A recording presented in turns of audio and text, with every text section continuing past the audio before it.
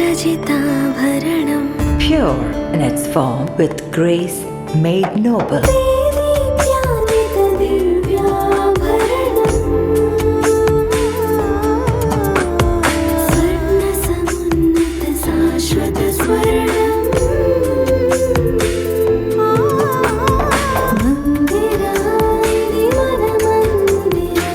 Mandira Premium Silver Jewelry by Manipali.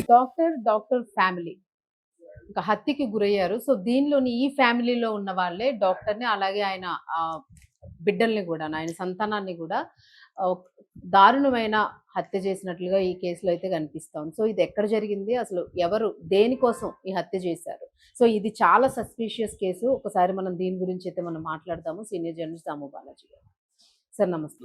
Sir, ఈ కర్ణాటకలో జరిగిన కేసు అసలు ఏంటంటే డాక్టర్ ఫ్యామిలీ, డాక్టర్స్, అందులో చిన్నపిల్లాడు కూడా ఉన్నాడు ఆ హత్య చేయబడిన వారిలోనే. సో ఎట్లా తీసుకోవచ్చు అంటారు, ఎవరు హత్య చేశారు? ఇది హుబ్బల్లి, ధార్వాడ్ అని ట్విన్ సిటీస్ ఉంటాయండి, జంట నగరాలు ఉంటాయి. ఈ ధార్వాడ్లో ఈ సంఘటన జరిగింది, నిన్న జరిగింది. డాక్టర్ కిరణ్ హొన్నన్నవర్ భర్త పేరు, భార్య పేరు డాక్టర్ ప్రియాంక. ఈయనేమో అనస్థీషియాలజిస్టు, ఆమెమో ఆప్థాలమాలజిస్టు. సో మత్తు మందు ఇచ్చే వ్యవహారం ఏం చేస్తాడో, ఆమె కంటి వైద్యురాలు. సో వీళ్ళిద్దరికీ 8 ఏళ్ల బాబు ఉన్నాడు. వీళ్ళిద్దరు కూడా ధార్వాడ్లో ర్యాంకో స్టిల్లో అనే ఒక అపార్ట్మెంట్, అది హైలీ సెక్యూర్డ్ అపార్ట్మెంట్.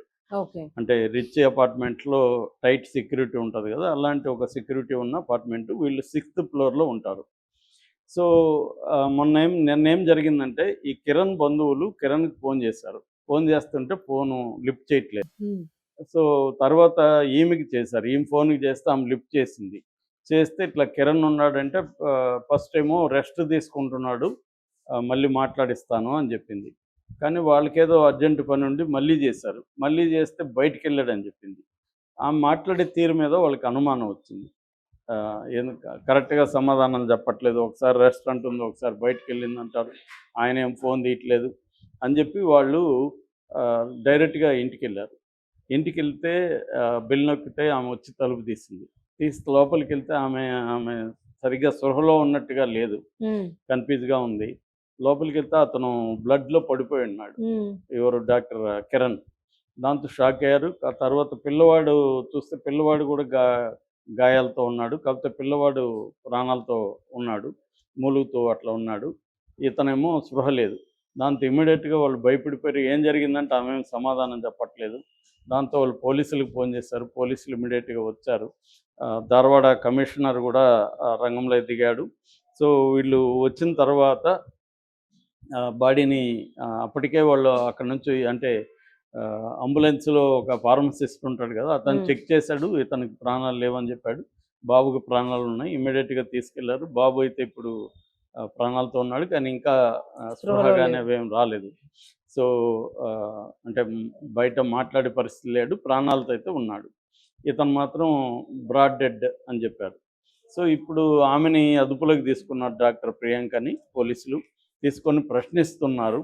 ఇంకా డీటెయిల్గా అయితే సమాచారం లేదు, కానీ ఇప్పటి వరకు ఉన్న ప్రాథమిక విచారణలో తేలింది ఏంటంటే, ఆమె ఇతన్ని చంపుండే అవకాశం ఉంది అని. ఎందుకంటే సీసీటీవీలు చూశారు. మామూలుగా అక్కడ సెక్యూరిటీకి అక్కడ ఫోన్ చేసి ఇంట్లో వాళ్ళు ఓకే చేస్తే కానీ పంపిరు, ఎవరింటికి వెళ్ళాలన్నా. ఇంకెవరైనా చేస్తుంటే అక్కడ అపార్ట్మెంట్లో పనిచేసే వాళ్ళు చేయొచ్చు, ఎందుకంటే వాళ్ళని పంపిస్తారు కాబట్టి అపార్ట్మెంట్లో ఉంటారు.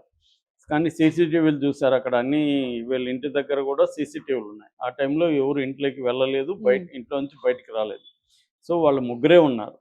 సో ఇక్కడ ఆమె ఈ పని చేస్తుండొచ్చు. ఆమె అయితే ఒక షాక్లో ఉన్నట్టుగా బిహేవ్ చేస్తుందంట. అంటే అలాగే ఉంది, పోలీసులు చెప్తున్నదేమంటే ఆమె షాక్కు గురైంది, ఆమెకి ఏమి సరిగ్గా గుర్తులేదు, ఆమె ఏం మాట్లాడలేకపోతుంది, పొంతం లేని సమాధానాలు ఏవో ఇస్తుంది అనేది చెప్తున్నారు. సో ఇప్పటి వరకు పోలీసులు చెప్తున్నది ఏమంటే, ఏమై ఉండొచ్చు, ఆమె చేసింది అనేది ఇప్పుడు మ్యాక్సిమం పోలీసులు నమ్ముతున్నారు, ఆమె పొడిచుండొచ్చు అని. ఎందుకంటే వేరే కత్తి కానీ వేరే ఏమీ లేవు. అక్కడ కిచెన్ నైఫ్ని వాడినట్టు ఆ కత్తి బ్లడ్తో ఉంది. సో ఇప్పుడు ఫోరెన్సిక్ వాళ్ళు వచ్చి దాని అంతా స్వాధీనం చేసుకున్నారు. ఈమె ఫింగర్ ప్రింట్స్ అవన్నీ చూస్తున్నారు, ఫింగర్ ప్రింట్స్ మ్యాచ్ అవన్నీ చూస్తారు. సో ఈమె పొడిచి ఉండొచ్చు అనేది ఇప్పటి వరకు పోలీసులు నిర్ధారణకు వచ్చారు. బట్ ఇంకా ఎంక్వైరీ జరుగుతుంది. అయితే ఇప్పుడు మోటివ్ ఏంటి? మామూలుగా అదే. మనకి చంపేదాకా మోటివ్ ఉండాలి కదా. మోటివ్ ఏంటంటే ఇప్పటివరకు అనుకుంటున్నది వీళ్ళిద్దరి మధ్య గొడవలు ఉన్నాయని. గొడవల కారణం వచ్చి వీళ్ళ ఆ బాబు ఉన్నాడు కదా, ఆ బాబు మెంటలీ ఛాలెంజ్డ్ కిడ్ అని. ఓకే. సో ఈ మెంటలీ ఛాలెంజ్డ్ కిడ్ని చూసుకోవడానికి ఎవరిని వీళ్ళు అపాయింట్ చేయలే సపరేట్గా. ఈమె మీద బర్డెన్ ఎక్కువ పడుతుంది.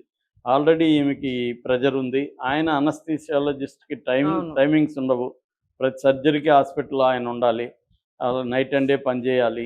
కాబట్టి వీళ్ళకి వర్క్ ప్రెజర్ బాగా ఉన్నట్టు ఇద్దరికి కూడా తెలుస్తుంది. దాంతోపాటు ఒక మెంటలీ ఛాలెంజ్డ్ కిడ్ని పెంచడం అనేది కూడా ఆమెకి బర్డన్గా ఉంది.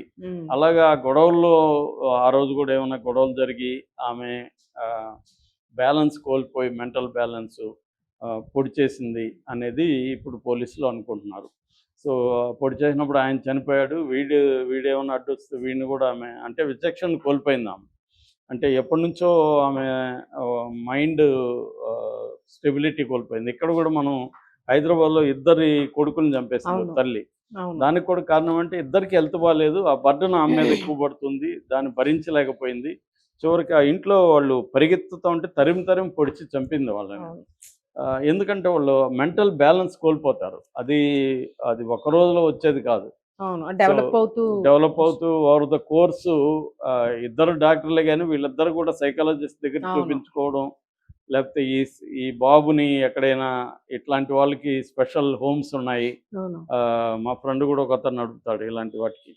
సో అట్లా చేర్పించున్నా కూడా వాళ్ళు టేక్ కేర్ చేస్తారు. ఇలాంటి లేదు స్పెషల్ ఈ కిడ్స్ని చూసుకునే దానికి కూడా సపరేట్గా ట్రైన్డ్ అయి ఉంటారు. వాళ్ళని కూడా ఇంట్లో కూడా పెట్టుకోవచ్చు, లేదా వాళ్ళని చూపించవచ్చు. ఇట్లాంటివేవి వీళ్ళు చేయకుండా ఈ బర్డన్ అంతా ఏ మీద పడింది. ఈ పైగా వీళ్ళకి ఏదో ఫైనాన్షియల్ అప్పులు కూడా ఉన్నాయని చెప్తున్నారు. సో ఇదంతా కూడా వీళ్ళిద్దరి మధ్య గొడవకి దారి తీసింది. అంటే ఇటు వర్క్ ప్రెజరు, ఇటు భార్యాభర్తల మధ్య సంబంధాలు ఒక ప్రాబ్లము, తర్వాత బిడ్డని పెంచడం మీద ఈమె మీద ఎక్కువ పడడం. రెండోది ఏంటంటే ఈ విషయాల్ని ఎవరితో కూడా వీళ్ళు షేర్ చేసుకునే వాళ్ళు కూడా కాదు.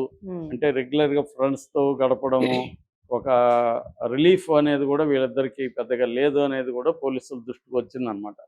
సో దీనివల్ల ఏమవుతుందంటే అది పేరుకుపోయింది బర్డెన్ లోపల. అది కుక్కర్లో మనకి ఎట్లాగా ఇదవుతుందో అట్లాగే వాళ్ళకి పేరుకుపోయింది. దాన్ని అవుట్లెట్ లేదు వాళ్ళకి.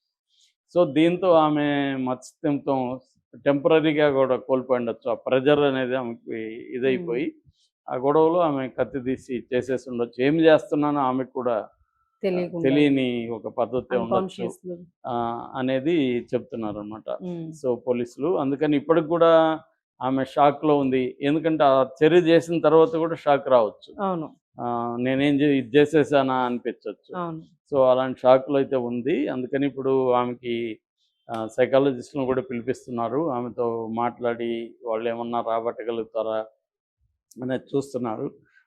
అట్లాగే సైంటిఫిక్ ఎవిడెన్స్ కలెక్ట్ చేయడానికి. అంటే ఆ టైంలో ఆ ఇంటి దగ్గర వేరే ఫోన్లు ఏమైనా ఉన్నాయా, అంటే ఇంకెవరైనా వచ్చారా అన్న దాని ఇంకెవరన్నా వచ్చి వీళ్ళని అటాక్ చేసినప్పుడు ఈమె షాక్లోకి వెళ్ళిందా, ఈ యాంగిల్లో కూడా చూస్తున్నారు.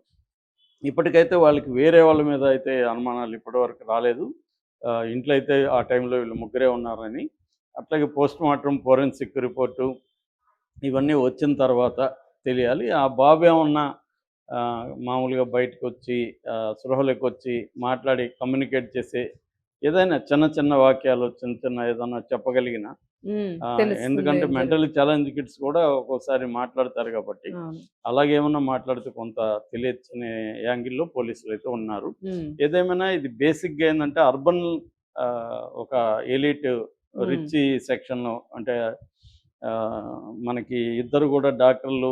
మామూలుగా మనకు తెలుసు డాక్టర్ చదివిస్తే మన పిల్లోడినైనా పాపనైనా మళ్ళీ డాక్టర్లకే పెళ్లి చేస్తారు. చేస్తూ ఉంటాం. అవును. ఎందుకంటే వాళ్ళైతే ఒకరినొకరు అర్థం చేసుకుంటారు. అవును. ఒకసారి డబుల్ ప్రెజర్ ఇద్దరి మీద పడి కూడా పడుతుంది. ఇలాంటివి జరిగే అవకాశాలు ఉన్నాయి. ఆ. సో ఆ ప్రెజరు వీళ్ళు ఐసోలేట్గా ఉండడం, అంటే ఈ మధ్య ఇలాంటి గేటెడ్ కమ్యూనిటీ అపార్ట్మెంట్లు పెరిగిపోవడంతో ఉమ్. వాళ్ళు ఇప్పుడు మామూలుగా బయట ఎక్కడో రోడ్డు పక్కన ఉన్నాం అనుకో, ఎవడో ఒకడు కలుస్తారు కనీసం మనుషులు. అవును. ఇప్పుడు వాళ్ళని ప్రత్యేకంగా పోయి మనం అపాయింట్మెంట్ తీసుకొని సెక్యూరిటీకి చెప్పేసి వెళ్ళాలి.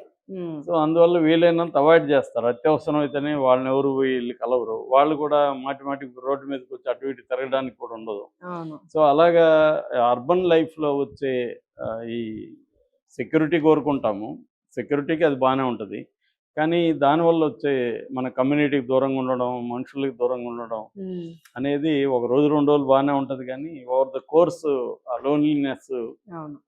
తర్వాత అర్బన్ లైఫ్లో వచ్చే టెన్షన్స్ని డీల్ చేయడం, ఇది ప్రధాన కారణంగా ఇప్పటి వరకు మనకి ఈ కేసులో అర్థమవుతుంది. ఇంకా డీటెయిల్ ఇన్వెస్టిగేషన్ జరిగితే కానీ మనకు తెలియదు.